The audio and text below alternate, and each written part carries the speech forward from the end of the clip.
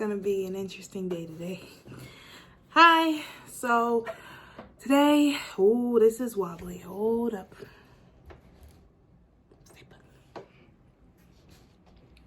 There you go. Today is Saturday, March 2nd. I am currently chilling at home and it is raining. And so it is dark and gloomy and my dog is sleeping on the couch. I haven't posted a video in a minute because I have been working on my own personal project, a book, a fantasy romance that I have been working on since last summer, technically even before the summer, like maybe in June, when I was still in work. And I have come to a point what am I saying? Forgive me. Thursday again. Thanksgiving, I finished my first draft. Well, at least I thought at the time it was my first draft. Maybe if I find the post that I had when I accomplished it, it'll be over here. But it was not a first draft. In fact, it was a 0 draft, meaning that it wasn't even capable of being a first draft because I changed so much of it already. And so this go around, I went through the whole book again and added the things I wanted, which was a lot. I ended that 0 draft with 70,000 words, and now I am at 107,000 words. And I'm hoping that when I edit it for the second time now, that I will be in a clearer mindset and really a lot more happier with my work. And so that's what I was doing most, if not all of February. I officially started editing January 22nd. And so I was trying to be ambitious and be like, I can read and write at the same time. I don't know how people could do it. It is impossible because the time I want to read, I'm thinking, why not write my story? And I have read significantly less books than I wanted to this February, but it is okay. I'm okay with that. I'm more of a mood reader anyway, and so if I was in the mood, I was in the mood. And so I am comfortable with my fluctuating numbers. I think in January I read 6 books, started a 7th, but yeah, no, I very much only read and finished 3 books this particular month. And so I wanted to share them with you. I'm not going to go into detail with 2 out of the 3 because 2 of them I already reviewed on YouTube, but because I was just so excited I wanted to get them up. And so I'll just give a very quick overview and move on to the one book that I didn't share yet. And yeah. So I'm going to start with my first book that I read, which was the book that I started in January, the end of January, and trickled into February. I finished this like February 3rd or 4th, I believe. And this book I rated 5 stars for. No, maybe. I don't remember. Check out my video, the check down below. It was part of a series called, it's the ACOTAR series, I believe. It's like A Court of Thorns and Roses, A Mist of Fury, A Court of Rings of Ruin, A Court of Frost and Starlight, and this one. This is the last book in that series, as we know of, because apparently she will be making more for this series, and I am very excited for it, but it's probably not going to be for a couple years, so I'm not trying to worry about that just yet. So I actually finished it. Like I said, I'm not going to get into too many details because I did already review this book. But the book that I had been previously anticipating for this year was a book I found through another YouTuber, which again, I shared in the video when I reviewed this book. It is a 7-year slip. This book is, I feel like this book is my Roman Empire for right now, along with, because I have so many books that would be considered my Roman Empire. A Court of Thorns and Roses is definitely one of them, a soft Roman Empire. But this also is very much the message. I was actually telling my friend about this book, actually telling her the play-by-play of it, because she doesn't have the patience to read books at the moment. And so I told her the whole thing, and she was like, even just me explaining what happens from beginning to end, she was just like, this is still in my mind, like, that is such a good book. And I'm like, I know, and everyone should read it. So like I said, I already reviewed this, so again, I'm not going to get into details. But this one, I'm going to have to share a lot about this one. So this one's called Better Than Fiction by Alexa Martin. It is about a Black girl. I believe, I forget her name. I read this so long ago. What's her name? Drew. Yeah. Drew is a young photographer whose grandmother just passed, and she has inherited her grandmother's bookstore. And so a lot of it is dealing with the grief. And I mean, she's not thrilled with the fact of keeping the bookstore, but because it's honoring her grandmother, she keeps it.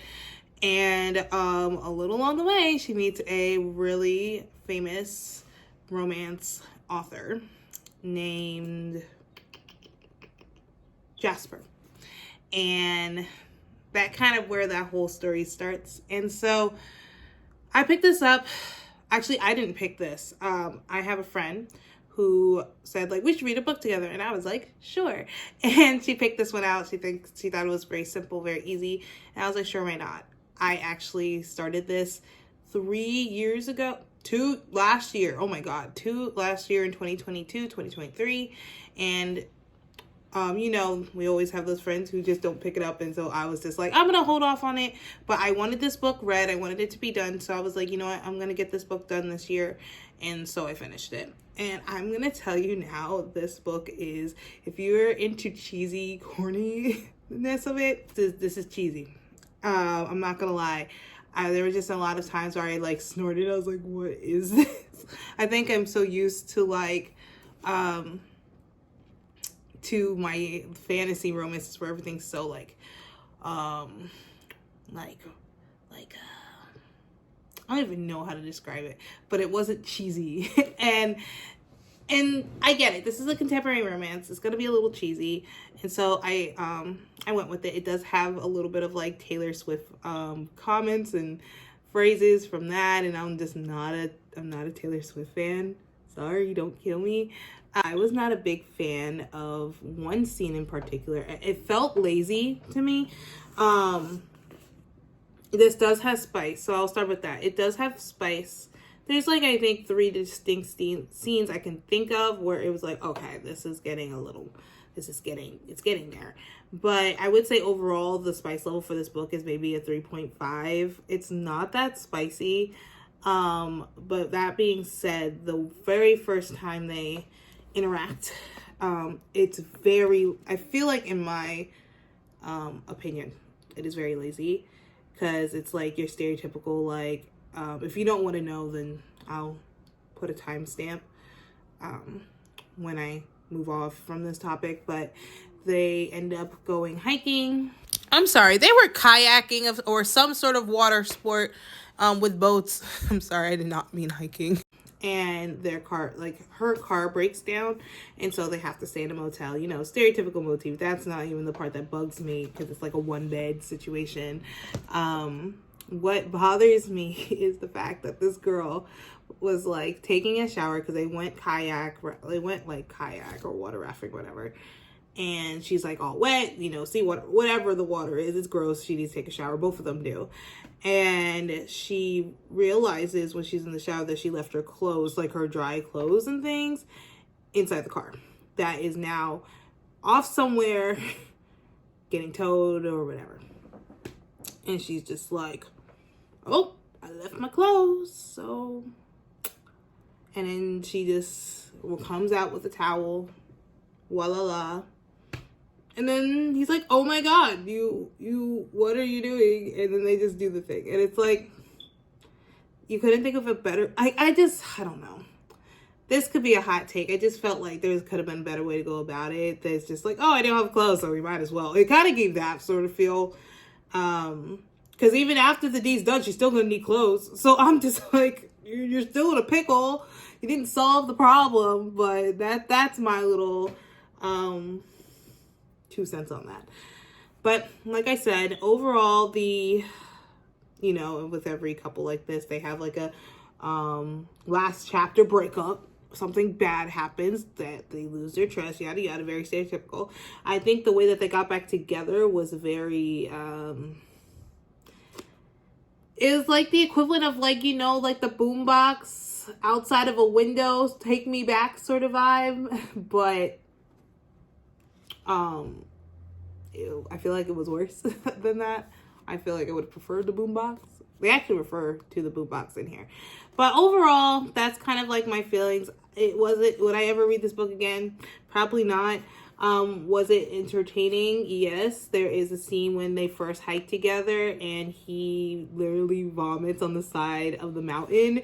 It sent me. He's like, oh, I do CrossFit. Like, pan to him, like, minutes later, vomiting when he gets to the top. It's really funny, and I did enjoy that. I actually raved about that scene a lot to people. I was like, you should just read it for that. That's amazing. So overall, I think I would give this book a 3. This is my first 3 for the year, I think. Yeah, it's not bad.